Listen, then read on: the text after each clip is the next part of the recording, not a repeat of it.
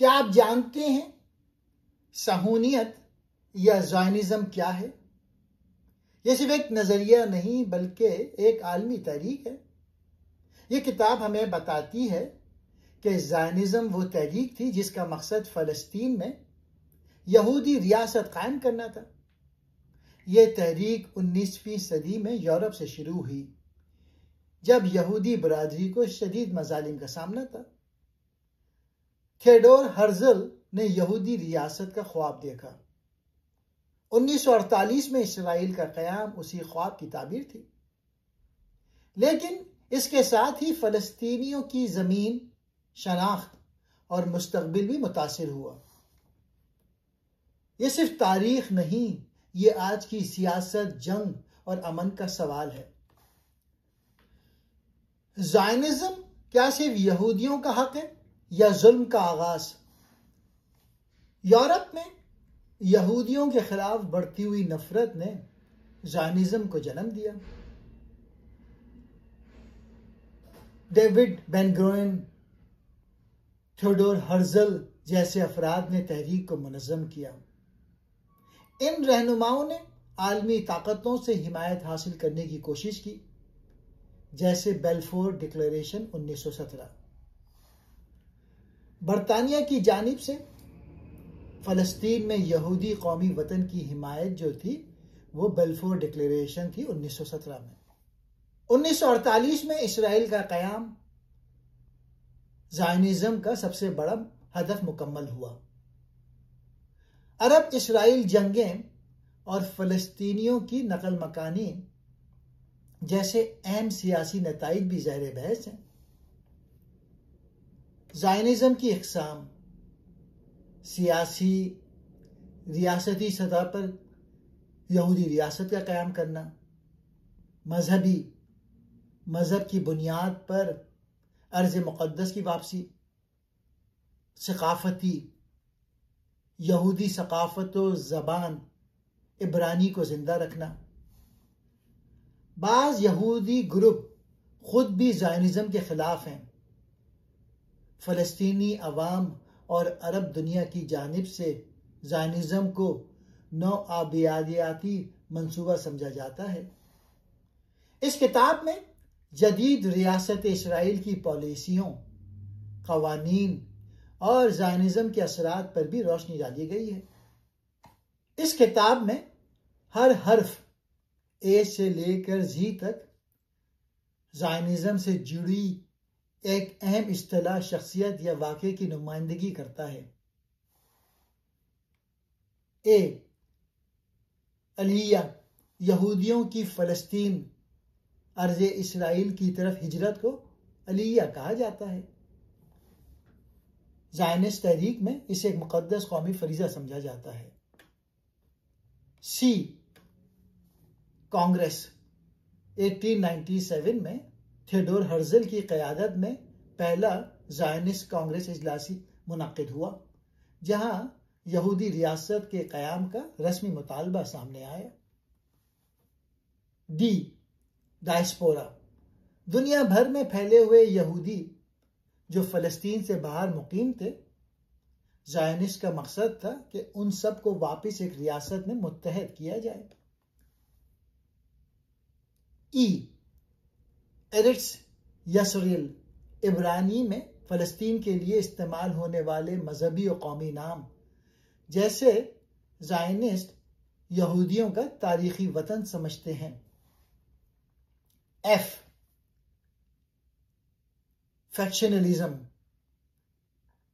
Zionist तहरीक के अंदर मुख्तलिफ ग्रोहों और नज़रियाती धारों का पाया जाना, सेकुलर, मजहबी, सोशलिस्ट वगैरह। जी, गोल्डा मायर, इसराइल की पहली खातून वज़ीर आज़म, जिन्होंने सहूनी रियासत के क़याम के बाद उसे मजबूत बनाने में मरकजी किरदार अदा किया। आई, इंडिपेंडेंस, 1948 में इसराइल के क़याम का ऐलान और उसे एक आज़ाद रियासत तस्लीम किया जाना, ज़ायनिस्ट तहरीक का अमली मकसद मुकम्मल होना। जे बोटनिस्की, एक इंतहा पसंद ज़ायनिस्ट रहनुमा जिन्होंने ज़ायनिज़्म की बुनियाद रखी, जो जारहाना और फौजी तरीके से रियासत के क़याम का हामी था। एल, लेबर ज़ायनिज़्म, सहूनियत का सोशलिस्ट नज़रिया जो रियासत इसराइल को मेहनत कश तबके और मसावात की बुनियाद पर तामीर करने के हक में था। एन, नेतन्याहू, इसराइल के मौजूदा और कई बार के साबिक वजीर आज़म जिन्होंने सहूनी रियासत को दाएं बाजू की पॉलिसियों पर गामजन किया। ओ, ऑस्लो अकॉर्ड, 1993 में इसराइल और फ़लस्तीन अथॉरिटी के दरमियान अमन मुआहदे, जिन्हें ज़ायनिस्ट तहरीक का एक नया मरहला समझा जाता है। पी, पैलेस्टाइन, वो सरजमीन जिसे ज़ायनिस्ट अर्ज़ इसराइल कहते हैं और फ़लस्तीनी अपनी कौमी रियासत। ज़ायनिस्ट और फ़लस्तीनी कौम परस्ती का बुनियादी तनाज़ा।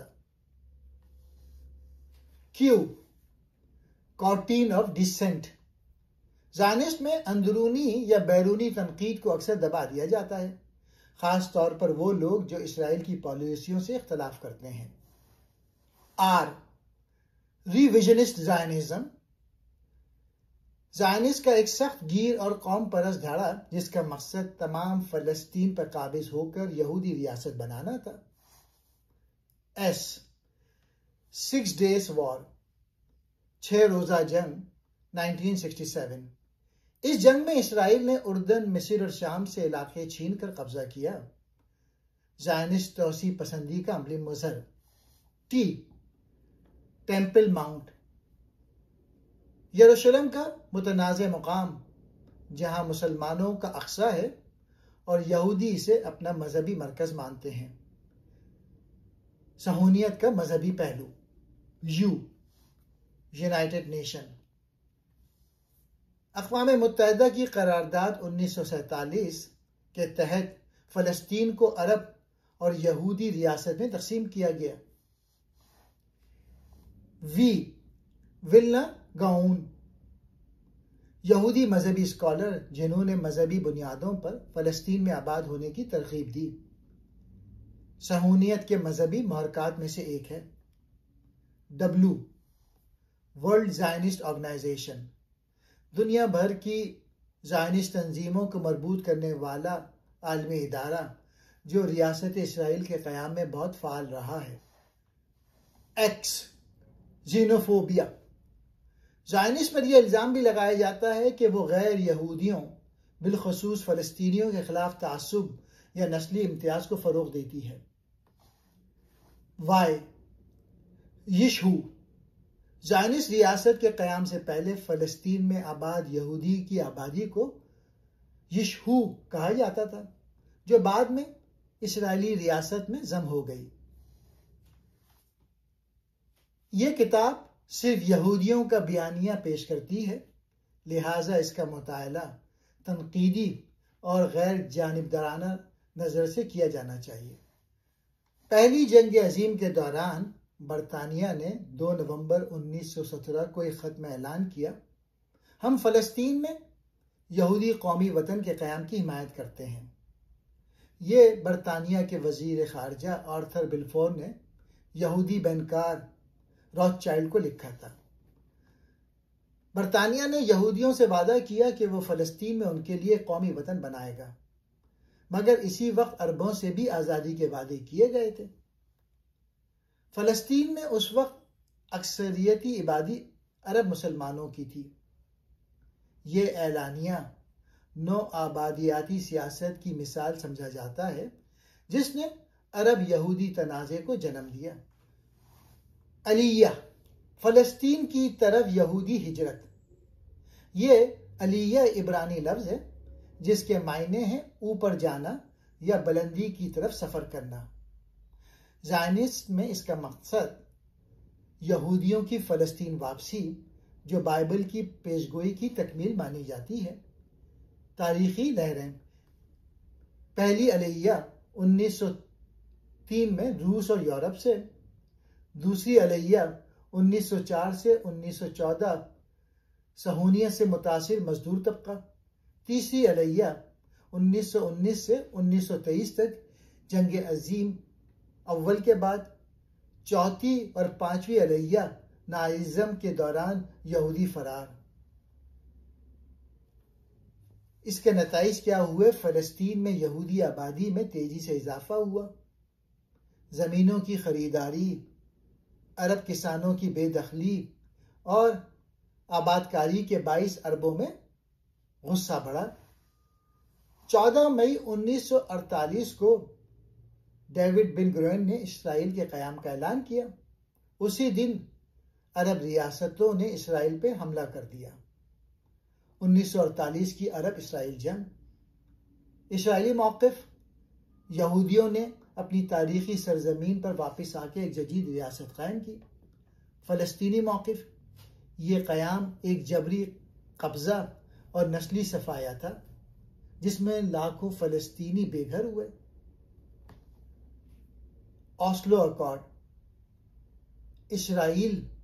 इसराइली वज़ीर आज़म इसहाक राबिन और फ़लस्तीनी रहनुमा यासिर अरफ़ात फ़लस्तीनी इलाकों वेस्ट बैंक और गज़ा में फ़लस्तीनी खुदमुख्तारी कायम करना, इसराइल और फ़लस्तीन के दरमियान अमन का क़याम।